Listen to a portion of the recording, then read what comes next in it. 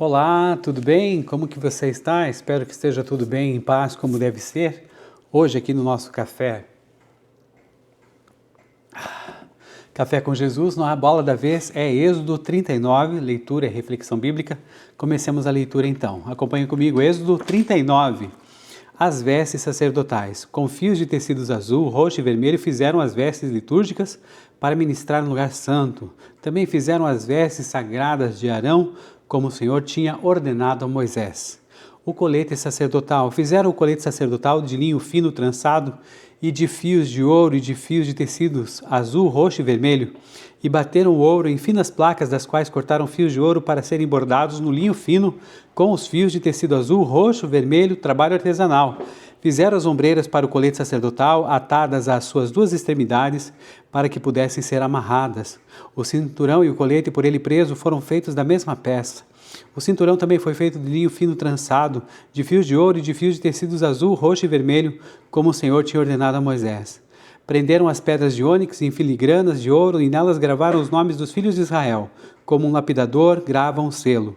Então as costuraram nas ombreiras do colete sacerdotal, como pedras memoriais para os filhos de Israel, como o Senhor tinha ordenado a Moisés. O peitoral. Fizeram o peitoral trabalho artesanal como o colete sacerdotal, de linho fino trançado, de fios de ouro e de fios de tecidos azul, roxo e vermelho. Era quadrado com um palmo de comprimento e um palmo de largura e dobrado em dois. Em seguida fixaram nele 4 fileiras de pedras preciosas. Na primeira fileira havia um rubi, um topázio e um berílio. Na segunda, uma turquesa, uma safira e um diamante. Na terceira, um jacinto, uma ágata e uma ametista. Na quarta, um crisólito, um ônix e um jaspe, todas fixadas em filigranas de ouro. Havia 12 pedras, uma para cada nome dos filhos de Israel, cada uma gravada como um lapidador grava um selo com o nome de uma das 12 tribos.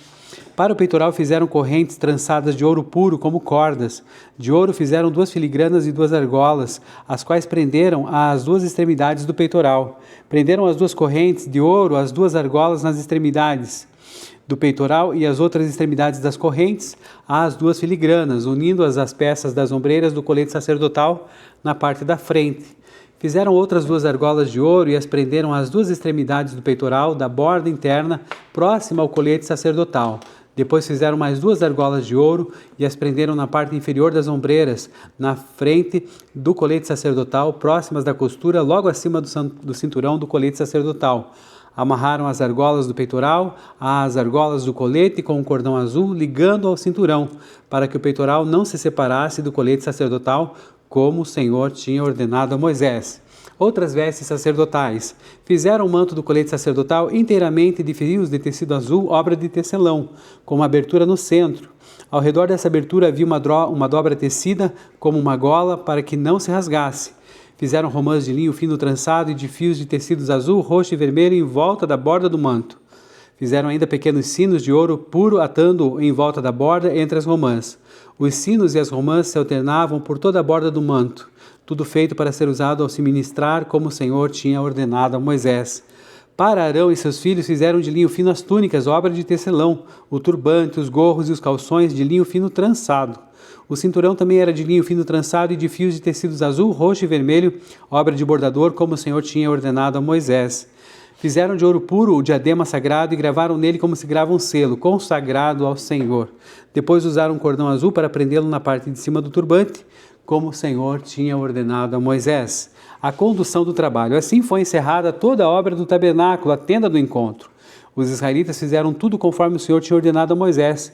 Então trouxeram o tabernáculo a Moisés, a tenda e todos os seus utensílios, os ganchos, as molduras, os travessões, as colunas e as bases, a cobertura de pele de carneiro tingida de vermelho, a cobertura de couro e o véu protetor, a arca da aliança e todas as suas varas e a tampa, a mesa com todos os seus utensílios e os pães da presença, o candelabro de ouro puro com a sua fileira de lâmpadas e todos os seus utensílios e óleo para iluminação, o altar de ouro, o óleo da unção, o incenso aromático e a cortina da entrada para a tenda, o altar de bronze com a sua grelha, as suas varas e todos os seus utensílios, a bacia, sua base, as cortinas externas do pátio com as suas colunas e bases e a cortina para a entrada do pátio, as cordas e estacas da tenda do pátio, todos os utensílios para o tabernáculo, a tenda do encontro e as vestes litúrgicas para ministrar no lugar santo, tanto as vestes sagradas para Arão, sacerdote, como as vestes de seus filhos para quando servissem como sacerdotes.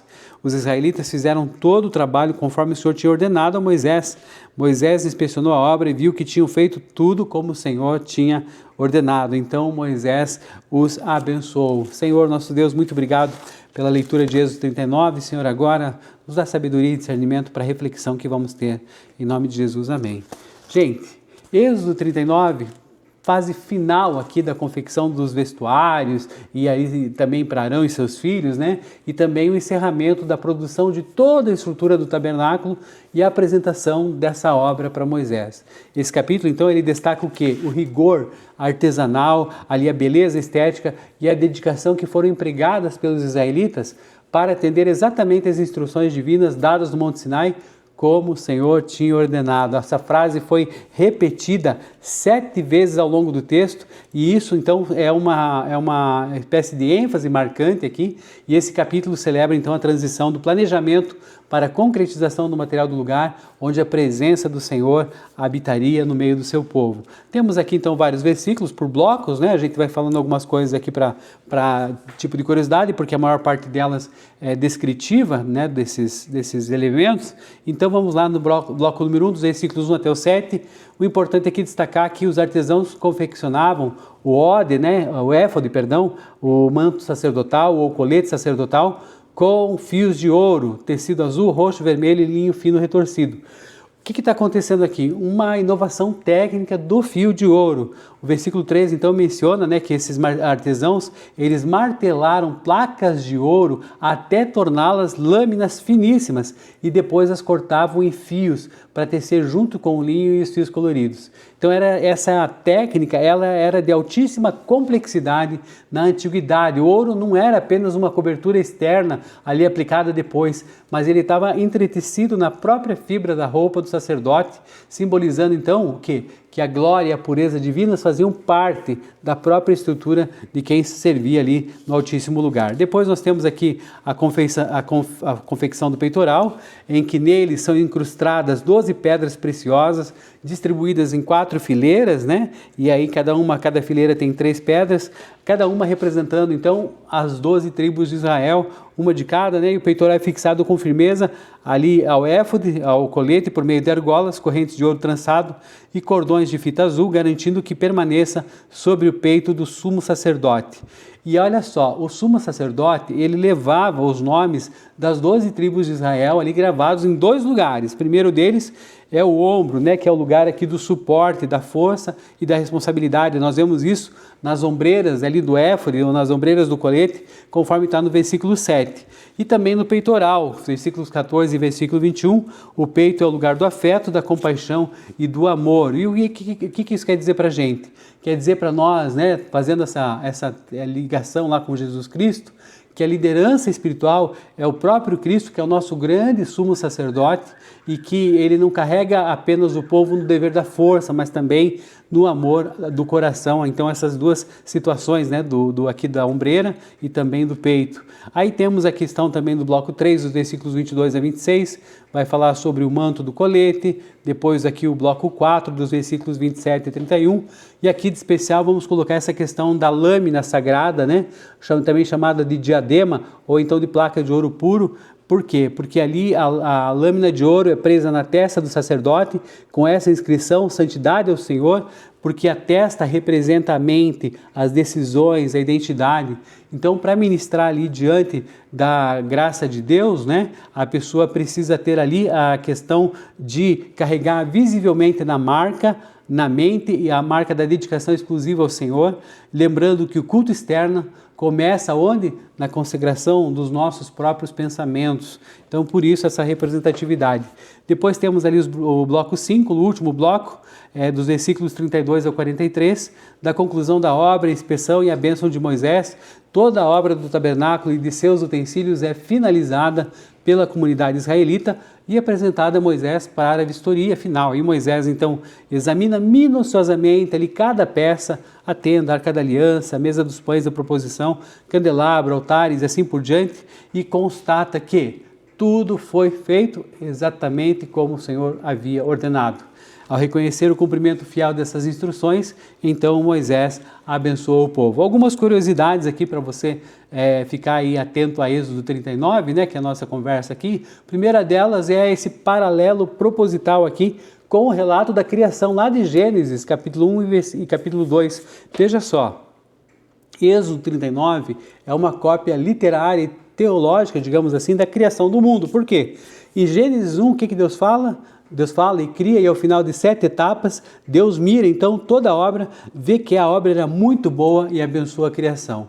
Em Êxodo 39, então a gente tem aqui essa questão de Gênesis também se repetindo, porque a expressão como o Senhor tinha ordenado ocorre, sabe quantas vezes? 7 vezes, olha só, versículo 1, versículo 1, né? Versículo 5, versículo 7, versículo 21, versículo 26, versículo 29 e versículo 31, como o Senhor tinha ordenado a Moisés. E ali Moisés confirma então no versículo 43, examina toda a obra, constata que foi feita conforme a instrução de Deus e abençoa o povo. Então nós temos aqui também essa questão de que o tabernáculo é esse microcosmo, né? Onde o povo obedece à palavra de Deus, a ordem divina é restaurada e o espaço se torna habitável para a presença do Senhor. E aí vemos então que o ensino central aqui de Êxodo 39, o que é? Reside justamente nessa questão dessa obediência detalhada e na excelência no serviço prestado a Deus. A insistência no relato do cumprimento exato das instruções, conforme o Senhor tinha ordenado, orienta então que a verdadeira adoração, ela não nasce de uma inventividade nossa, individual, que a gente faz do jeito que a gente quer, mas da fidelidade que nós temos à revelação divina. E ao final, a bênção profética ministrada por Moisés sobre a comunidade vem demonstrar para nós que o favor e a aprovação de Deus repousam sobre o nosso esforço coletivo, a dedicação voluntária e o alinhamento completo do trabalho humano com a vontade do Senhor. Todos ganham nessa convergência de interesses, né? O divino e o humano também. Então, qual que é o desafio pessoal para nós hoje, pessoal? É o seguinte, é que Deus, né, nos ajuda a examinar a própria vida com a mesma precisão com que Moisés inspecionou a obra do tabernáculo, capacitando então que cada um de nós, né, pessoas, alinhe aí os mínimos detalhes do nosso caráter, da nossa mente, das nossas ações e pensamentos à sua soberana palavra, porque a nossa oração individual tem que ser assim, que o Senhor entreteça essa glória da sua graça na nossa rotina diária e grave visivelmente nas nossas vidas, nas nossas atitudes, nos nossos pensamentos, a marca da sua santidade, a fim de que tudo o que fizermos no trabalho, na família, no serviço ao próximo, seja executado com fidelidade, com amor e exatidão daquilo que o Senhor nos tem ordenado. Então espero que você tenha gostado dessa breve reflexão aqui de Êxodo 39. Espero vê-lo no nosso próximo episódio do nosso Café. Café com Jesus. Um grande abraço, tudo de bom, a paz. Deus abençoe. Valeu!